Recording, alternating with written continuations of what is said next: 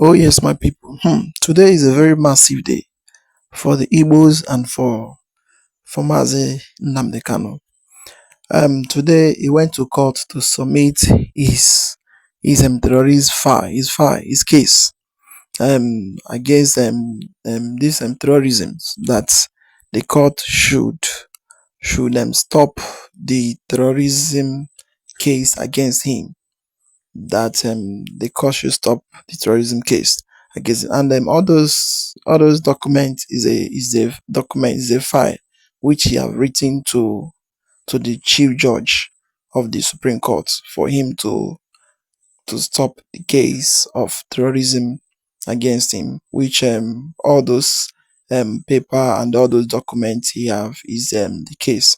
So in this video, it's a very nice video that I would like you to watch to the end, and listening to this brother here that explain everything that happens in the court, both in and out. So he will tell us the reading that happens in court on 13th of this November. So just yesterday. So don't skip any parts and don't go anywhere. Make sure you watch it to the end, because this issue of Mazi Nnamdi Kanu being in the courts every day, every time, without any maintain we are seeing. So the way we are seeing it, the case is now changing from left to right. So let us see how this will come through, and let us see on 20th of this November. Let's see what will be the mind of Omotosho and the mind of Nigerian government. So as you're about to watch, try to like, subscribe, and share the video to go around, let everyone see things going on in Nigeria. Thank you for watching.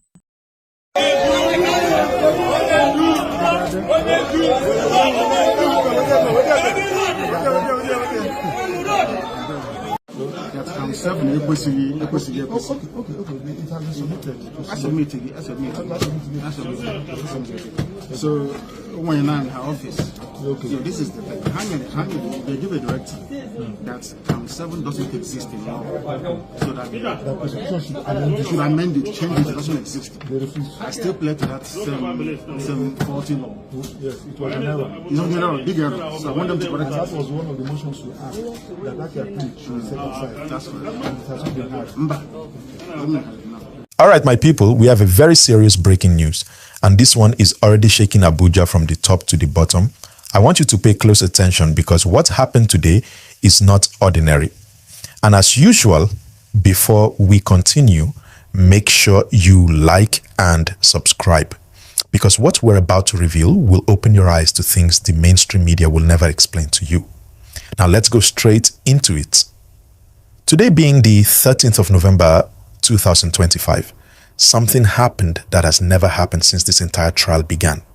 Mazi Nnamdi Kanu, inside the DSS custody under strict restrictions, under surveillance, and barely allowed to even file simple documents, was physically taken to the Supreme Court of Nigeria, not Federal High Court, not Court of Appeal, the Supreme Court. And he went there with one mission: to personally submit a letter to the Chief Justice of Nigeria, Justice Kudirat Kekere Ekun, asking the Supreme Court to discontinue his terrorism trial immediately. My people, this is not a small move. When a detainee bypasses every lower court and goes straight to the top of the judicial food chain, it means one thing: something is not adding up, and he wants the highest court in the land to take responsibility for what they started. Because let's be honest, the entire problem started from the Supreme Court's controversial ruling of December 15th, 2023. And what Kanu is asking today is simple. If the Supreme Court says I should be tried, then the Supreme Court should also answer one question: under which law am I being tried? This is the same question Justice Omotosho has been avoiding, the same question the prosecution has been dancing around, the same question DSS keeps blocking him from filing. And now he has forced that question straight to the doorstep of the Chief Justice. This alone is enough to cause panic, because Kanu is not saying free me. He's not saying reduce my charges. He's saying you people used a repealed law to send me back to trial. Correct your mistake. Now let me explain the weight of this so you understand it clearly. This terror law they used to remand him, the 2013 Terrorism Act, has been dead since May 12th, 2022.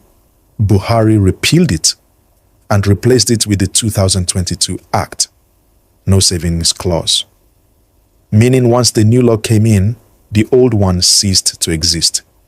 It became a legal corpse. No judge can touch it. No prosecutor can revive it. No court can act on it. Yet the Supreme Court used it. And now the defense team has come back full force, calling out the entire foundation of the case. They said point blank that anybody claiming Kanu has a case to answer does not understand the law. They said the 2013 Act no longer exists and cannot sustain prosecution. They said the Federal High Court lacks jurisdiction because Kanu was abducted from Kenya without extradition. They referenced the Kenyan High Court judgment confirming the illegal rendition. They reminded Nigeria of the Court of Appeal ruling that discharged him on the same basis. And for the first time, they made it very clear that what is happening is not a trial. It is a legal theater built on an illegal foundation. Now here's where it gets even more serious. This move today directly affects the November 20th judgment. Because if the Supreme Court agrees that the law used is invalid, the entire trial collapses overnight. If the Supreme Court admits it made a per incuriam decision, the ruling of 2023 becomes a nullity. If they refuse to answer the question, it exposes something far deeper. And this is why DSS rushed Kanu today with officials surrounding him tightly. They know the implication of what he is doing. It also explains why the president's aide quickly came out to say Tinubu will not interfere, that the case is in court, that the president is abiding by the rule of law. That statement was not random. It was strategic. It is distancing the presidency from whatever way this matter goes. Because once you walk into the Supreme Court with a document challenging their own ruling, you are not just attacking the trial. You are attacking the credibility of the judiciary. This is not something they can sweep under the carpet.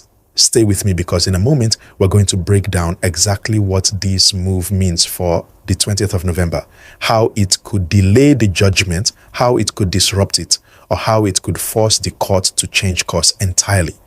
Because the tension right now is not ordinary and the judiciary is under pressure from multiple directions. Now, what is happening behind the scenes right now is bigger than what the public is seeing.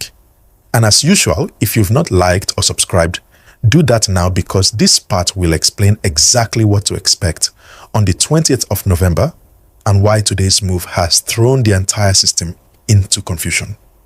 Now, let's continue.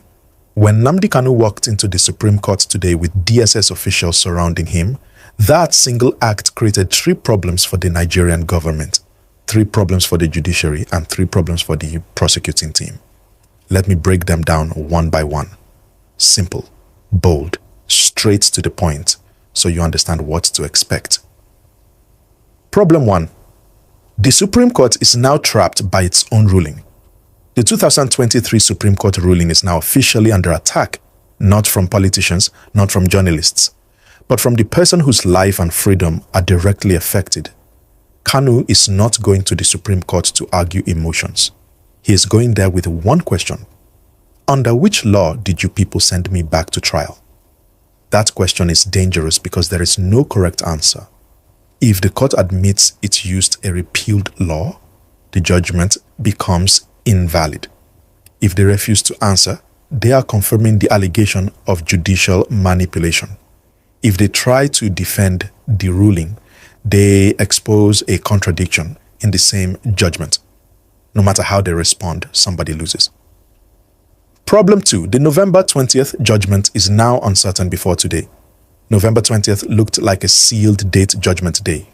Case ending. Court ready. Judge already frustrated. But now everything is open again because the Supreme Court cannot pretend they did not receive a letter from the defendant whose case they ruled on in 2023.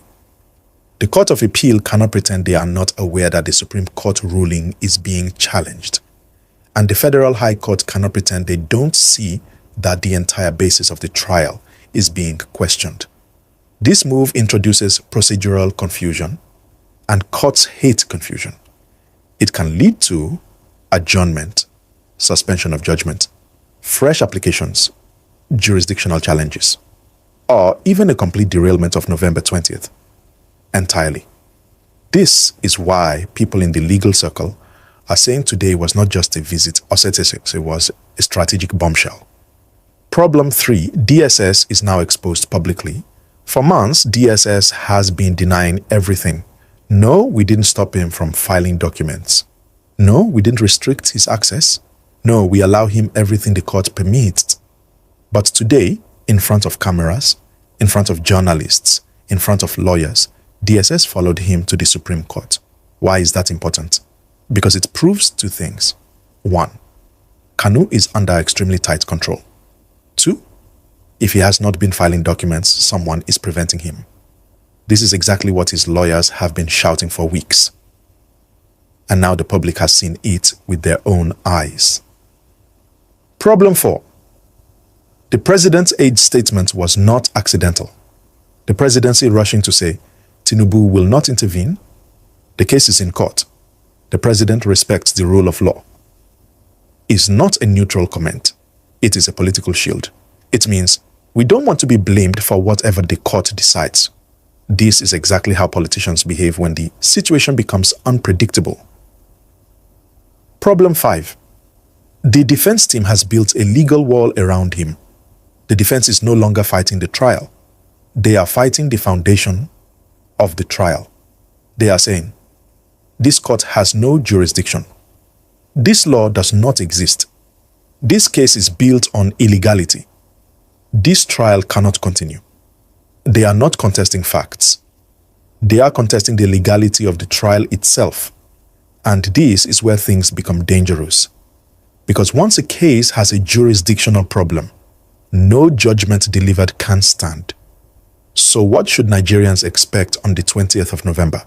Let me tell you the truth the mainstream media won't tell you. There are 3 possible outcomes. 1, the judge may suspend the judgment because of the Supreme Court letter and ongoing appeal challenges. 2, the judge may forcefully give the judgment, which risks being overturned later because of procedural errors.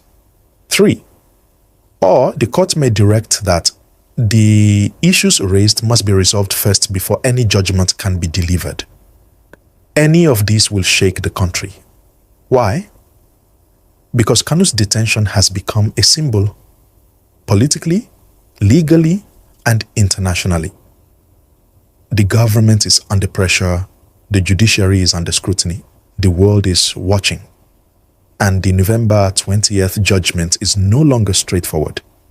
Today's visit to the Supreme Court opened a door the government never wanted opened. It forced a conversation they have been avoiding for 2 years. It put a spotlight on the judiciary. It exposed contradictions in the system, and it brought the entire case back to national attention. Whatever happens on November 20th will have consequences far beyond this trial. My people, this is just the beginning. As a northerner, why do I like the Igbo people? Most of them are resilient and they are courageous.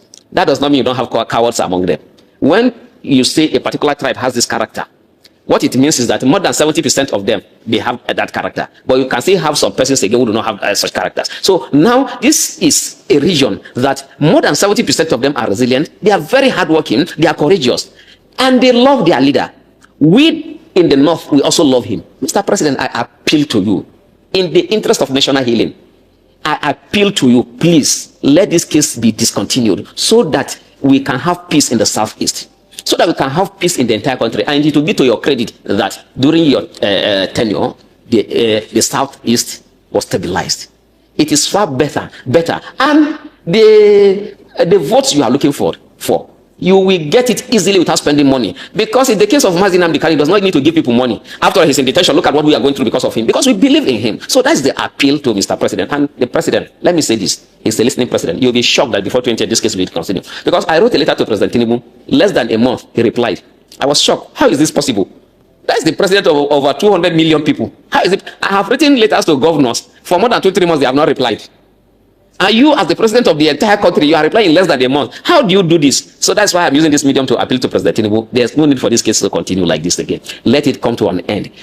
Political settlement is the best way so that we can have peace in the country.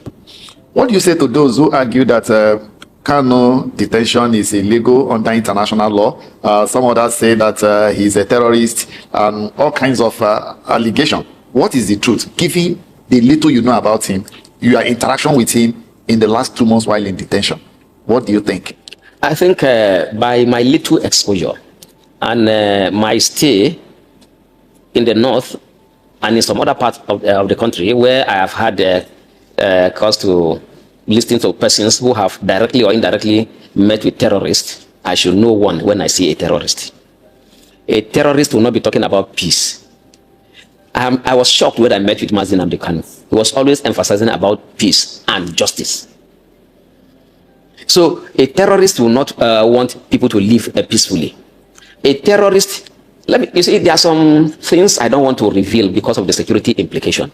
But because there are some persons in detention that anytime they have opportunity, because not all the time they bring you out, when they have opportunity to see Nnamdi Kanu, the Fulani girl that the first time I met her in that detention was when I saw her with Nnamdi Kanu. She had gone there to complain, to ask for favor.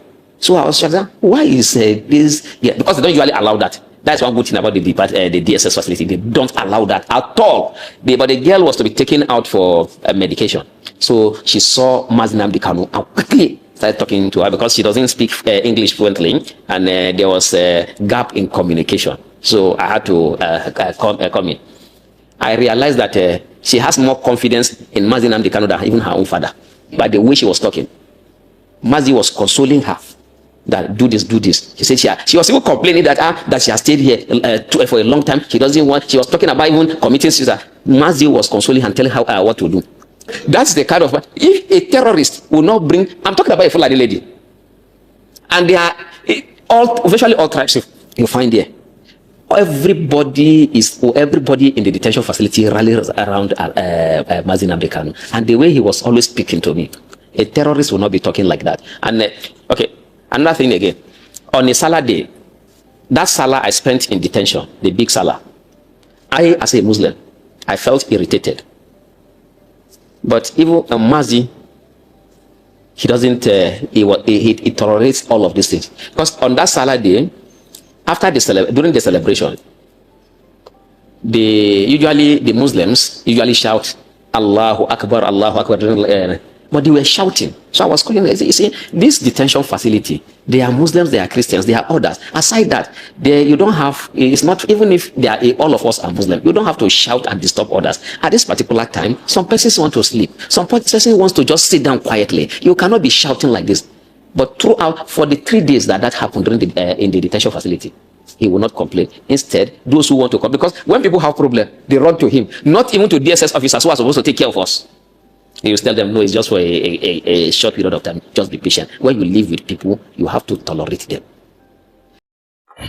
Oh yes, this is a very wonderful testimony about somebody that Nigerian government and some of all those bad people that don't want to see Nnamdi Kanu to survive, to succeed, for them to be seeing it as somebody that have seen him face to face, talk to him, that he have come out in Nottingham to confess, to say the whole truth concerning what he find out about Nnamdi Kanu, and to stand for the truth, because what Nnamdi Kanu stand for is for truth, justice, and fairness.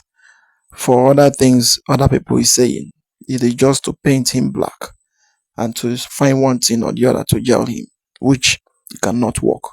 So finally everything is coming out.